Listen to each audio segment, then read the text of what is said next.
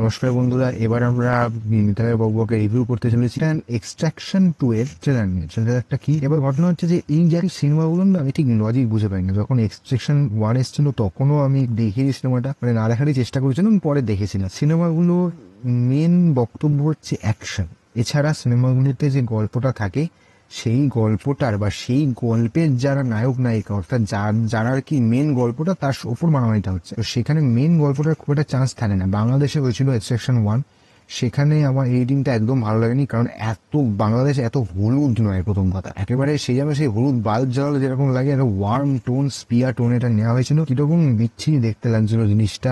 মানে একশোটা একশো সবই ভালো, কিন্তু এত গরমের জায়গা মনে হচ্ছিল যে আগুন লেগে গেছে। মরুভূমি টরুভূমি, বাংলাদেশ কি মরুভূমি? বাংলাদেশ জলা জায়গা, সেটাকে তো সেরকম ভাবে অ্যামাজনের মতো একটা ফ্রি ট্রিটমেন্ট দিলে সেটা অনেক বেটার হতো। কারণ ওখানে রেইন ফরেস্ট থেকে শুরু করে তো অভয়ারণ্য রয়েছে, ম্যানগ্রোভ অরণ্য রয়েছে, সেই জাতীয় জিনিসপত্রগুলো হলে ওখানে একটা বেটার লাগবে। কিন্তু এক্সট্রাকশন 2 মানে এক্সট্রাকশন 1-এ পুরোপুরি হলুদ করে দিয়ে বাংলাদেশের পুরো ব্যাপারটাকে নিরবি হোক দেখিয়েছে, এবং আমার সিনেমাটা ভালো লাগেনি। কারণ আমি প্রথম আধ ঘন্টা দেখে এটা বুঝলাম যে সিনেমাটার গল্প বলতে কিছু নেই, শুধু মারপিট আর মারপিট আর মারপিট আর মারপিট আর যে শুধু মারপিট দেখতেই যদি যান, আপনি যদি অ্যাকশন শুধু দেখতে যান, যে ঝাড়পিট দেখতে আমার খুব ভালো লাগে, তো আপনি শুধু ঝাড়পিট দেখতে যাচ্ছেন, তাহলে এই সিনেমাটা ঠিক আছে। নচেত এক্সট্রাকশন 2 এ দেখার মতো কিচ্ছু নেই। আমি যেটা গল্পটা দেখলাম, এক্সট্রাকশন একটা গল্প অ্যাড করেছে যে ওরা আবার কিছু প্রাচীন জিনিসপত্র, যে ওখানে দেখাচ্ছে যে প্রায় মরে গেছিল এক্সট্রাকশনে, ক্রিস হেমসওয়ার্থ প্রায় মরে গেছিল, তারপর তুলে তাকে বাঁচানো হয় এবং জিজ্ঞেস হচ্ছে যে কেন তুমি বেঁচে?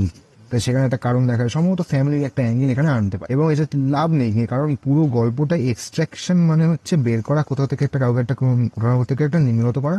এবং ট্রেলার দেখে যা বোঝা গেল, এইটা শুধু একটা অ্যাকশনে ভরপুর সিনেমা। যারা শুধু অ্যাকশন দেখতে ভালোবাসে তারা এখানে দেখতে পারে। প্রসঙ্গ শৈল্পিকভাবে অ্যাকশনটাকে তোলা হয়, এবং এছাড়াও কিছু বেশ ভালো ভালো ক্যামেরার কাজ রয়েছে।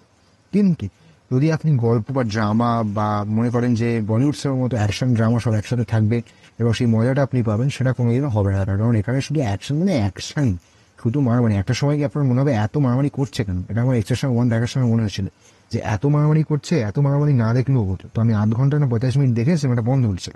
তারপরে আবার পরে পুরোটা দেখি ও শেষ অব্দি, তখন স্কিপ করে যখন মারামারি সিনেমা স্কিপ করি, আমার গল্পটা জানাতে শুধু ওরকম মারপিট বা খুনোখুনি দেখতে আমার ভালো লাগে। এক্সট্রাকশন 2 এর ক্ষেত্রে সম্ভবত সেটাই হবে। তার কারণ হচ্ছে এখানেও ট্রেলার দেখে এটা মনে হলো এটা পুরোপুরি মারামারি ফোকাস একটা সিনেমা, টেকনিক্যাল সিনেমা যাকে বলে।